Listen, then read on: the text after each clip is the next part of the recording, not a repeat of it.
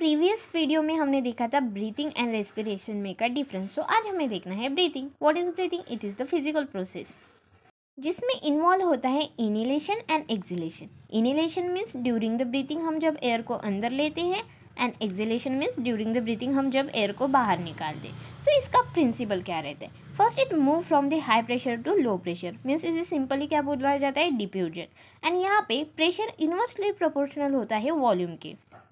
So during the normal breathing यहाँ पे 3 structure involve होते हैं। First is the ribs, second is the intercostal muscle. Intercostal muscle जो कि हमारे रिब्स के बीच में प्रेजेंट रहते हैं, इसमें भी 2 टाइप रहते हैं, external intercostal muscle and internal intercostal muscle.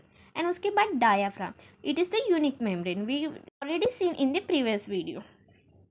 So next हम देखेंगे जैसे कि फिजिक्स वर्सेस हम रहते हैं, वैसे इनहेलेशन वर्सेस एक्सहेलेशन।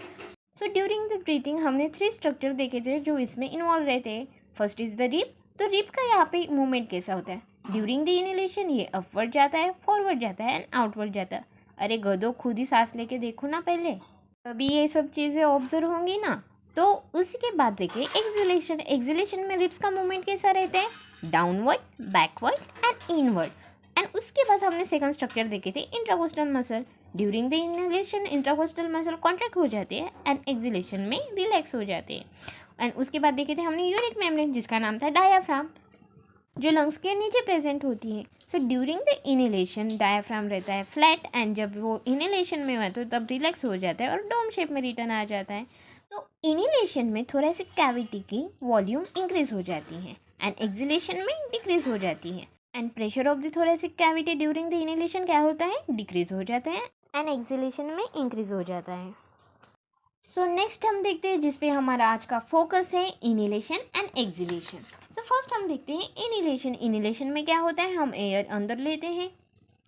जब एयर हमारे लंग्स के अंदर एंटर होता है, सो वॉल्यूम क्या होता है? थोरेसिक कैविटी का इंक्रीज हो जाती है। एंड डायाफ्राम क्या होता है? कॉन्ट्रैक्ट होता है एंड ऐसा फ्लैट हो जाता है। एंड ड्यूरिंग इनहेलेशन हमारी रिबकेज की मूवमेंट क्या है? Upward, forward and outward. And उसी के साथ हमारी स्टर्नम बोन जो कि ब्रेस्ट बोन है, रिबकेज आगे से अटैच रहते हैं तो वो भी रेज हो जाती है। So inhalation and inspiration is the same thing. तो इनहेलेशन क्या रहता है? Active process. अगर आपको किसी ने active process and passive process का डिफरेंस पूछ लिया तो it is not a rocket science, बहुत ही सिंपल है एंड आपको बताते आना चाहिए। सो जब भी एक्टिव प्रोसेस जहाँ पे वर्ड आया तो वहाँ पे समझ जाना कि एटीपी यूज़ होता है, एंड जहाँ पे पैसिव प्रोसेस आया तो वहाँ पे एटीपी यूज़ नहीं होगा। सो नेक्स्ट है यहाँ पे when the muscle are the contract need ATP. I already told you it's active process, तो यहाँ पे एटीपी लगने ही वाली है। और हमारा इनहेलेशन रहता है 0.2 सेकंड के लिए। यहाँ पे रिब्स की मूवमेंट रहने वाली है अपवर्ड, फॉरवर्ड एंड आउटवर्ड। सो उसी की वजह से वॉल्यूम क्या हो रहेंगे? रिब्स की इंक्रीज, जो कि डॉर्सो वेंट्रिकल हो जाए। डॉर्सो एंड वेंट्रल आपको पता ही होगा, नहीं पता होंगे तो let me explain you. Dorsal means अपना पीठ वाला पोर्शन एंड वेंट्रल मीन्स अपना पेट वाला पोर्शन। सो बहुत ईजी टर्म है। उसके बाद हमारा डायाफ्राम जो कि यूनिक मेम्ब्रेन है वो रहेगा फ्लैट और कॉन्ट्रैक्ट हो जाएगा, उसकी वजह से उसकी भी वॉल्यूम इंक्रीज हो जाएंगी। तो नेक्स्ट हम देखेंगे एक्सहेलेशन या फिर एक्सपायरेशन। यहाँ पे इनहेलेशन के एग्जैक्ट अपोजिट रहेगा। तो यहाँ पे rib cage and sternum bone अपने रिटर्न पोजीशन पे आ जाते हैं एंड यहाँ पे थोरैक्स की वॉल्यूम डिक्रीज हो जाती है एंड डायाफ्राम यहाँ पे रिलैक्स होके आर्च शेप में आ जाता है। सो अभी देखते हैं एक्सपायरेशन।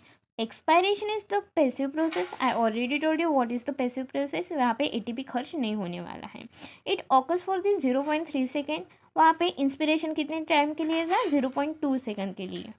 एंड यहाँ पे रिब्स का डॉर्सोवेंट्रिकुलर एक्सिस वॉल्यूम कम हो जाता है क्योंकि ये रिटर्न अपने ओरिजिनल पोजीशन में आ रहे हैं एंड रिलैक्स हो जाते हैं। So volume of the diaphragm anterior posterior axis is decrease because diaphragm भी रिलैक्स हो रहा है और अपने ओरिजिनल पोजीशन पे आ रहा है। सो अभी नॉर्मल ब्रीथिंग तो हमने देख ली है, लेकिन अब देखते हैं हम फोर्सफुली ब्रीथिंग। फोर्सफुली ब्रीथिंग में एग्जैक्ट सेम स्ट्रक्चर इन्वॉल्व रहते हैं, ribs, external intercostal muscle and diaphragm. लेकिन यहाँ पे 2 एडिशनल स्ट्रक्चर इन्वॉल्व रहते हैं, internal intercostal muscle and abdomen muscle, जिसे हम सिंपली बोलते हैं abs. So it is all about the breathing. So like this video, share this video with your all friends, follow to the Scholar King page.